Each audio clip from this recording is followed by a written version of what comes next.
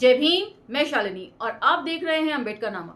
जाति का विनाश के पिछले एपिसोड में हमने चर्चा करी कि क्यों हिंदू धर्म एक मिशनरी धर्म नहीं बना रह सका, जबकि शुरुआती दौर में उसका प्रचार प्रसार बिल्कुल वैसा ही था जैसे किसी मिशनरी धर्म का होता है।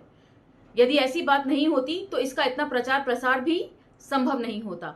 उसके बाद हमने चर्चा करी कि किस प्रकार जाति जो है बंधुत्व की भावना को बढ़ने से रोकती है, और अब हम यहां से आगे पढ़ेंगे। तो चलिए मेरे साथ। टॉपिक 12, हर प्रकार के सुधारों को रोकने के लिए जाति ताकतवर हथियार है। कि किस प्रकार सोशल एक्सक्लूजन का सहारा लेकर एक व्यक्ति को डराया जाता है। समाज में यदि कोई सुधार करना चाहे तो उसको रोक दिया जाता है, और किस तरीके से इंडिविजुअल के हितों की रक्षा नहीं करती ये जाति। इसे आप आजकल देश में हो रहे आहत भावनाओं के प्रकरण से भी जोड़कर देख सकते हैं, तो मेरे ख्याल से ज्यादा समझ में आएगा। 12.1, सामूहिक मानदंडों, सामूहिक प्राधिकार और सामूहिक हितों के विरोध में व्यक्ति द्वारा अपने मतों और विश्वासों, उनकी अपनी स्वाधीनता और अपने हित का अभिकथन, सभी प्रकार के सुधार की शुरुआत इसी तरह होती है। कि मतलब कोई एक विचार जो है वो पनपता है और उस विचार को सुनने की गुंजाइश होनी चाहिए सोसाइटी में। ऐसा नहीं है कि आप आस्तिक हैं तो और कोई नास्तिक है और सब लोग आसपास आस्तिक ही हैं और एक नास्तिक निकल आए तो उसी को सब गलत ठहराए। वो जो विचार सामने रख रहा है एक बार उसको शांत मन से सुनना चाहिए। इतनी टॉलरेंस पार एक संगठन के तौर पर या सामाजिक तौर पर लोगों में होनी चाहिए। लेकिन सुधार जारी भी रहेगा, ये उस गुंजाइश पर निर्भर है जो कोई समूह एक व्यक्तिगत अभिकथन के लिए प्रदान करता है। यदि ऐसे व्यक्तियों के साथ व्यवहार करने में समूह सहिष्णु और न्याय भावना से युक्त नहीं है तो वे अपनी बात रखना जारी रखेंगे और अंततः अपने साथियों का हृदय परिवर्तन करने में सफल होंगे। कि यदि किसी विचार को लेकर सोसाइटी जो है वो टॉलरेंट है तभी वो प्रोग्रेस कर सकती है, अदरवाइज नहीं। ये सीधी सी बात डॉक्टर अंबेडकर यहाँ पर समझा रहे हैं, और ये टॉलरेंस और इनटॉलरेंस जो है वो न्याय संगत होनी चाहिए। ऐसा नहीं है कि जाति विशेष देखकर आप टॉलरेंट हो जाते हैं और जाति विशेष देखने के बाद इनटॉलरेंस हो जाते हैं।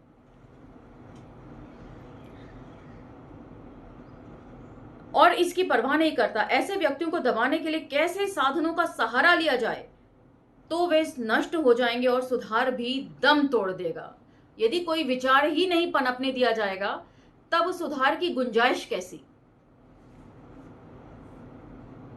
12.2, जब किसी भी जाति को ऐसे व्यक्ति को जो जाति के नियमों को तोड़ने का दोषी है जाति से बहिष्कृत करने का निर्विवाद अधिकार है, और जब यह महसूस किया जाता है कि जाति से बहिष्कृत किए जाने का मतलब है तमाम तरह के सामाजिक संपर्कों की समाप्ति, तब इस पर सहमति होगी कि जाति से बहिष्कार और मृत्यु के बीच चुनने को कुछ भी नहीं है।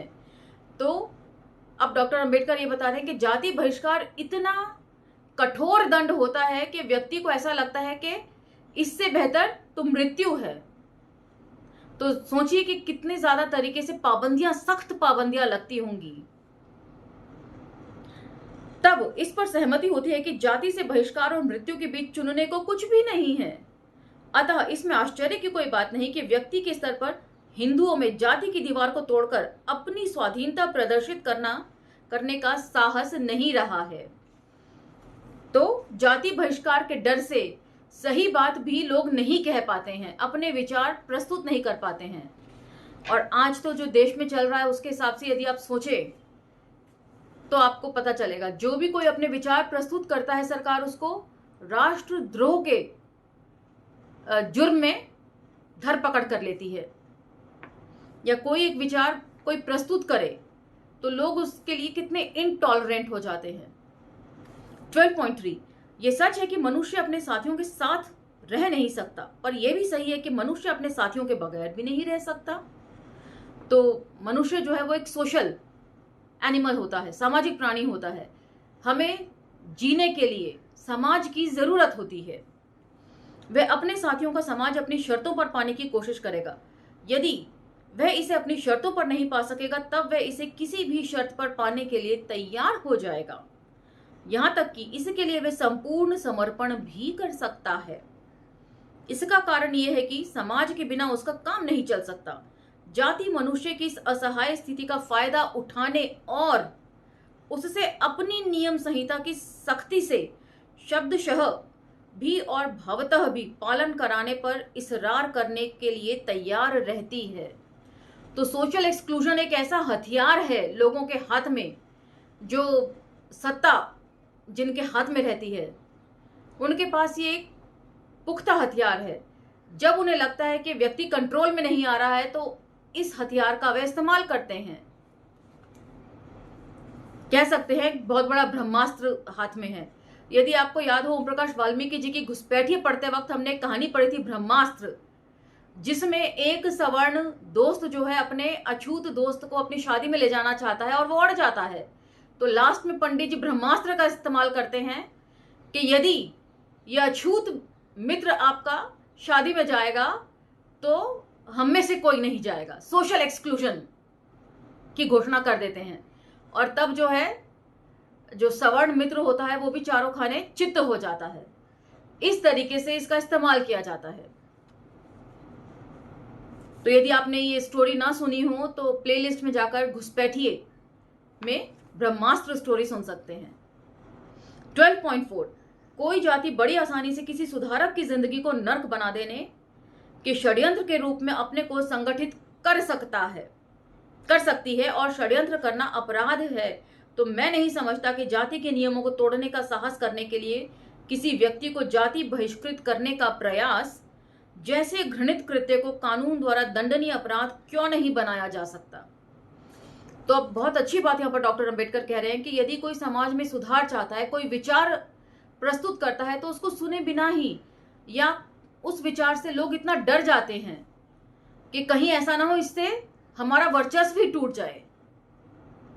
इसीलिए अपना जो अधिकार है, जो कंट्रोल है वो बनाए रखना चाहते हैं। इसीलिए कोई विचार जो है, सबसे ज्यादा सरकारें जो है वो विचारों से डरती हैं। और इसीलिए जैसे कि यहाँ पर फूले दंपत्ति का एग्जाम्पल दिया जा सकता है, ज्योतिबा फूले और माता सावित्रीबाई फूले, इन लोगों को दबाव में आकर घर छोड़ना पड़ा था। जब महात्मा फूले और माता सावित्रीबाई फूले के ऊपर दबाव ना बना सके तो महात्मा फूले के पिताजी के ऊपर दबाव बनाया गया जातिगत लोगों द्वारा और तब उन्होंने फूले दंपत्ति पर दबाव बनाया। तो इसको इस तरीके से यदि आप समझेंगे तो आसानी से समझ में आ जाएगा। और जब वे स्त्रियों को पढ़ाने के लिए जाती थी माता सावित्रीबाई फूले, तो उनके ऊपर कीचड़ फेंका जाता था, उनको भद्दी भद्दी बातें बोली जाती थी। तो ये सब जो है अपराध की श्रेणी में आना चाहिए कि सोसाइटी में जो फर्दर प्रोग्रेस है उसको रोकने की कोशिश की जा रही है।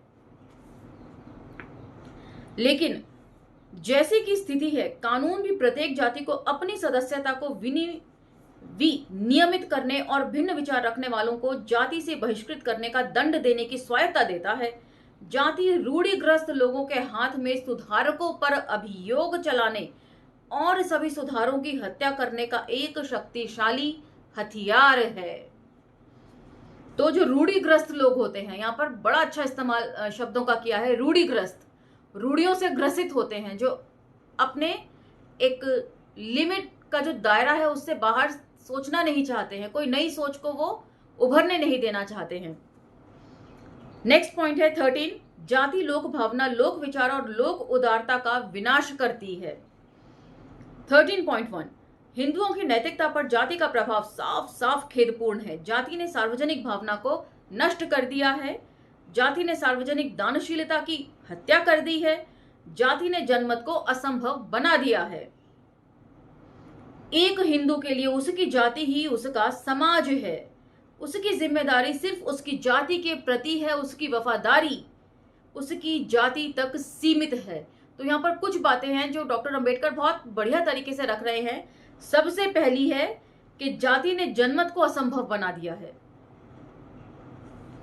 यदि आज कोई, वही बात विचारों की आती है, कोई आम लोगों से हटकर कोई विचार प्रस्तुत कर रहा है, बड़े बड़े दार्शनिक भी हुए और उनके साथ भी इतिहास में इसी तरह का सुलूक होता रहा है। धर्म जो है दार्शनिकों के या सुधारकों के विचारों से हमेशा ही डरता रहा है। चाहे वो कोई भी समाज हो, वो चाहे हमारा भारतीय समाज हो, चाहे यूरोपियन समाज हो, चाहे कहीं का भी तथा कथित सो कॉल्ड प्रोग्रेसिव सोसाइटी हमेशा डरती रही है। सद्गुण जाति से बंधे हुए हैं और नैतिकता जाति से घिरी हुई है। सुपात्रों के लिए कोई सहानुभूति नहीं है, योग्य व्यक्तियों के लिए कोई प्रशंसा भाव नहीं है, जरूरतमंद के लिए कोई दानशीलता नहीं है, पीड़ा कोई अनुक्रिया पैदा नहीं करती। दानशीलता है भी तो जाति से ही उसकी शुरुआत और जाति से ही उसका अंत होता है। सहानुभूति है भी तो वे अन्य जातियों के व्यक्तियों के लिए नहीं है। तो कितनी बड़ी बात कह रहे हैं कि लोक विचार, लोक उदारता, हर चीज का जाति जो है वो विनाश कर देती है।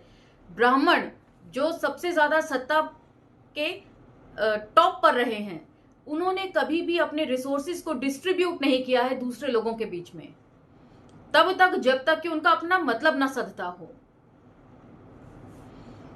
और यदि कोई इस तरह करने की कोशिश भी करे तो उसको भी जाति से अलग कर देते हैं। इसका सबसे बढ़िया उदाहरण है गोस्वामी तुलसीदास जी। उन्होंने रामायण का संस्कृत से जो है अनुवाद अवधि में कर दिया, तो उनको जाति से बहिष्कृत कर दिया कि इसको क्यों आम बोलचाल की भाषा में आपने अनुवाद कर दिया, ट्रांसलेट कर दिया, और जबकि खुद उसका अरबी फारसी में अनुवाद करवा दिया था अपने फायदे से। तो ये सब बातें जो हैं आपस में लिंक हैं। तो दया भी जो दिखानी होती है वो जाति देखकर दिखाई जाती है, दंड भी जो है वो जाति देखकर दिया जाता है।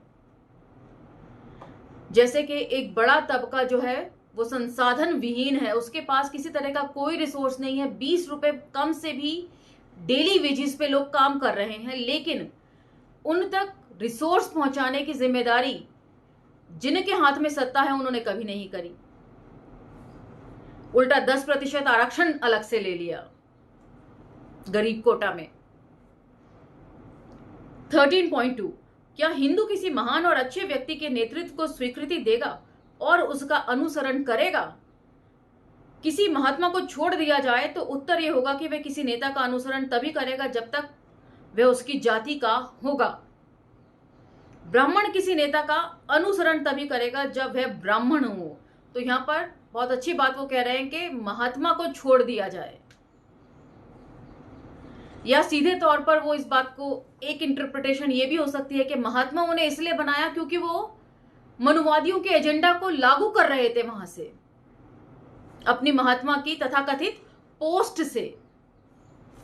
तो जो इनको सूट करेगा उसको ये नेता बना लेंगे।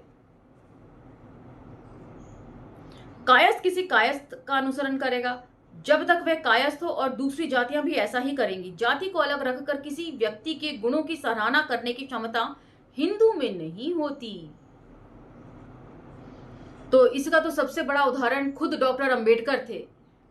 देश में आज तक भी उनसे बड़ा स्कॉलर ये देश, करोड़ों की संख्या का वाला देश पैदा नहीं कर सका उनके मुकाबले का स्कॉलर आज भी, और तब भी उन्हें अछूत कहकर अपमानित किया जाता है, उनके जीते जी भी और आज भी। सद्गुण की सराहना है, लेकिन तभी जब वह व्यक्ति अपनी ही जाति का हो। सारी नैतिकता, काबिलियत, मनोवृत्ति जितनी खराब है, कबायली मनोवृत्ति जितनी खराब है, मेरे जाति का आदमी वह चाहे सही हो या गलत, मेरी जाति का आदमी वह चाहे अच्छा हो या खराब, ये सद्गुण का साथ देना अथवा दुर्गुण का साथ न देने का मामला नहीं है। ये जाति के साथ खड़े होने अथवा जाति के साथ नहीं खड़े होने का मामला है। क्या हिंदुओं ने अपनी जाति व्यवस्था का हित साधकर अपने देश के साथ गद्दारी नहीं की है? और आज भी जो शीर्षस्थ पर हैं वो अपनी जाति को ही ध्यान में रखकर सारे फैसले ले रहे हैं। हिंदू राष्ट्र जब बनेगा तो उसमें भी जाति को ही आधार बनाया जाएगा। अब मर्जी है आपकी।